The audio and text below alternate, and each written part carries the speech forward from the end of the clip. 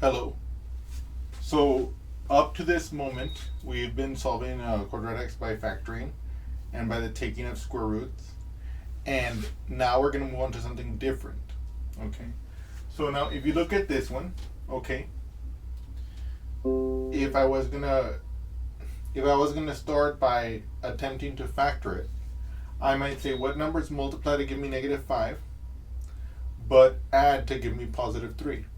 Well, if I look at that, okay, then that would mean, okay, numbers that multiply to give me -5. So 1 and 5. So -1 and 5 or 1 and -5. And that's basically it. So, and we know that if we add that, we get -1 plus 5 is 4. That's not +3. And 1 plus -5 is -4. That's not +3. So we can't factor it.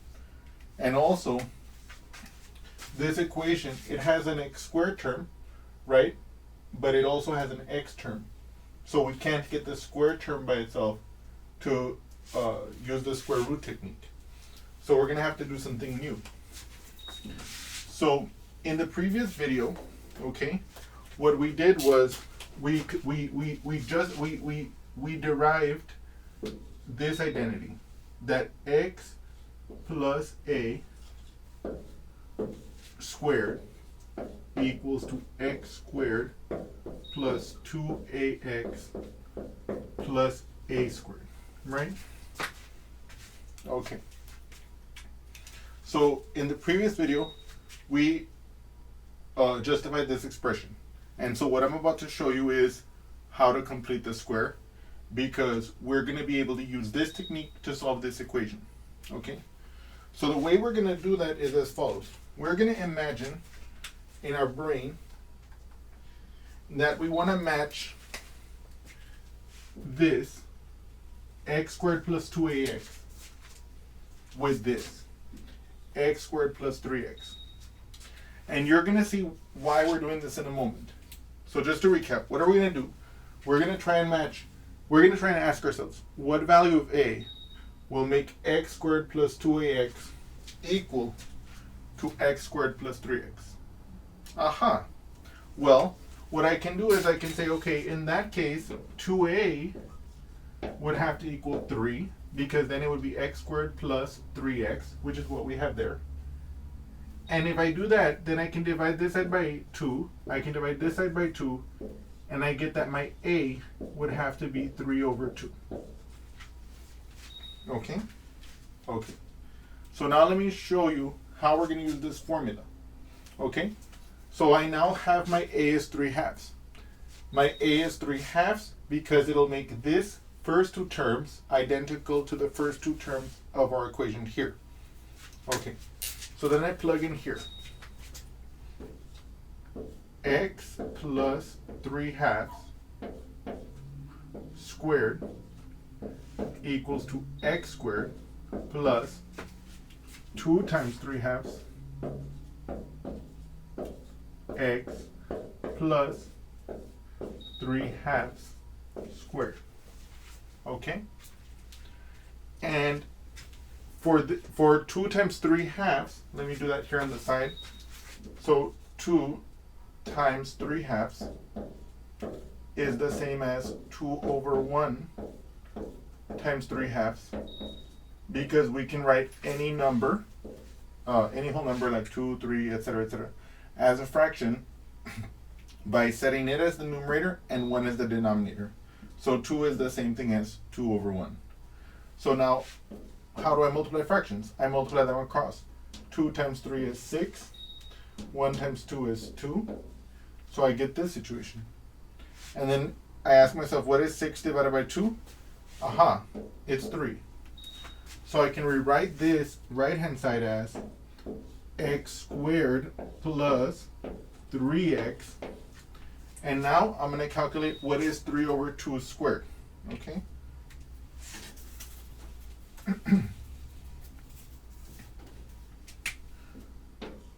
3 over 2 squared is by definition 3 over 2 times 3 over 2. Okay? And then as we know, we multiply fractions by multiplying across, so 3 times 3 will be 9, and 2 times 2 will be 4. So I will end up getting that 3 over 2 squared is 9/4. So I can finally get that this over here is plus 9 over 4. Okay, okay.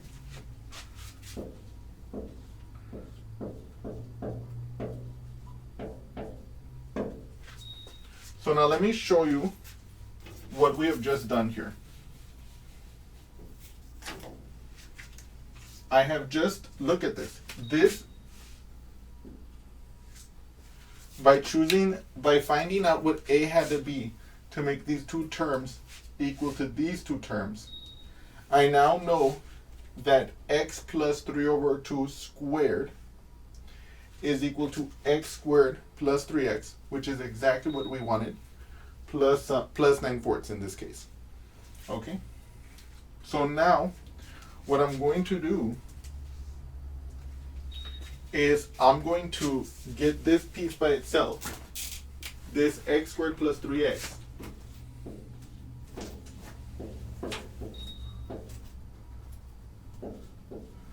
by subtracting 9/4 to the other side. So it's going to equal to this, which is x plus 3 over 2 squared minus 9 over 4. Okay? So this relationship, which we proved in the previous video, which we derived in the previous video, allows us to rewrite this x squared plus 3x as this square term minus some constant. Okay? That is what we're now going to use to solve this problem. So now I'm going to replace x squared plus 3x in the original equation with this expression. Let me do that here.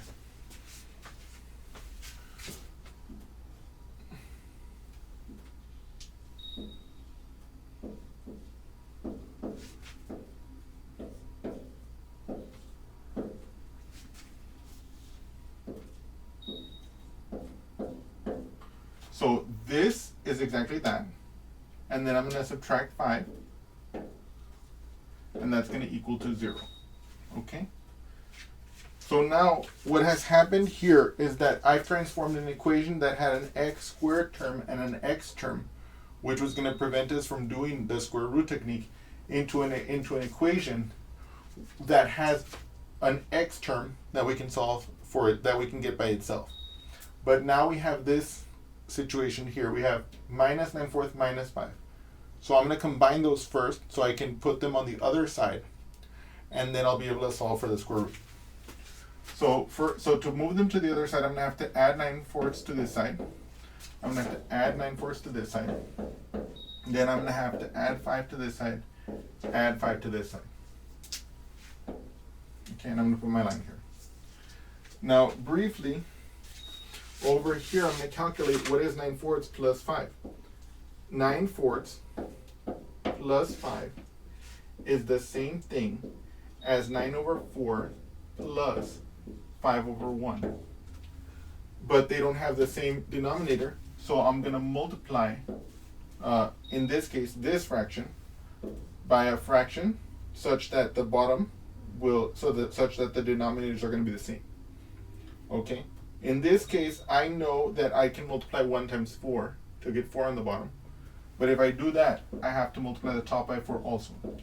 Because a fraction with the same numerator and denominator is 1, and therefore by multiplying by this fraction, 5 over 1 times 4 over 4 will still represent the value 5, but will have a denominator of 4, which will permit us to add it to 9/4.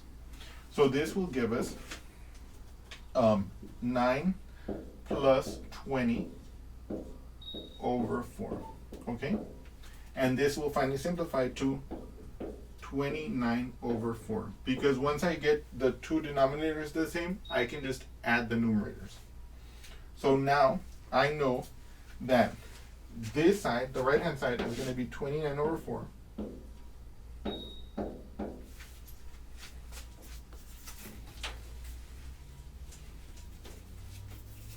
And my left side is just going to be x plus 3 over 2 squared which is x plus 3 over 2 squared. And now from here, I can square root both sides. So I can say, okay, x plus 3 over 2 is going to equal to the plus minus.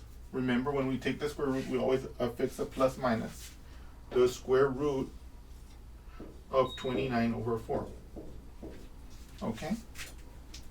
Now, there's a rule that says that if we square root a fraction of two numbers, and it's positive, then this will be the same as the square root of the numerator of the fraction divided by the square root of the denominator of the fraction. Or, to do it here, plus minus the square root of 29 over the square root of 4, but the square root of 4 is 2. Okay? So now, basically, we're almost done. So first, I'm going to set this equal to the positive version. So in other words, x plus 3 over 2 equals square root of 29 over 2. I'm going to subtract 3 halves. I'm going to subtract 3 halves to get the x by itself. And x is going to equal, they have the same denominator, so I can simply subtract the numerators. Square root of 29 minus 3 over 2. That's one of my roots. I'm going to summarize that here. X equals square root of 29 minus 3 over 2. Okay? And now I'm going to calculate my other root. How am I going to do that? I'm going to do that by setting this left-hand side, the x plus 3 square root of 2, equal to the negative square root of 29 over 2. I'm still going to have to subtract the 3 halves to the other side, so let's do that together. Minus 3 halves, minus 3 halves. And I get that x is going to equal to negative square root of 29 minus 3 over 2. And so that gives me, finally, my second solution as, here as negative square root of 29 minus 3, all of that over 2. Okay? Okay. So basically, the reason why we needed to learn how to solve a quadratic by taking the square root is because when you complete the square, what you end up with is you transform any quadratic into a quadratic that's in the square root form, the form that will permit us to perform the square root technique. And as we did before, what we had to do was we had to isolate the square root term first, then we square rooted both sides, keeping in mind always that when we take the square root of the number, we have to take the positive and negative square root. Then here, I showed you that if you take the square root of a fraction, it's the same as the square root of the top divided by the square root of the bottom. And then here, to finally finish that off, what we have to do to get the two individual solutions is that we set the left-hand side, the x plus 3 over 2, what was inside the square term, equal to the positive root, solve that for the x, and then we set it equal to the negative root, solve that for the x. And these are your two solutions. X equals to square root of 29 minus 3 over 2, and x equals to negative square root of 29 minus 3 over 2. That comma looks atrocious, oh my god. Okay, put a nice comma here, like this. Now, right now, I'm also going to solve the same equation using the quadratic formula, and then we're going to do some more examples with completing the square quadratic formula back and forth like this so that we can learn both techniques.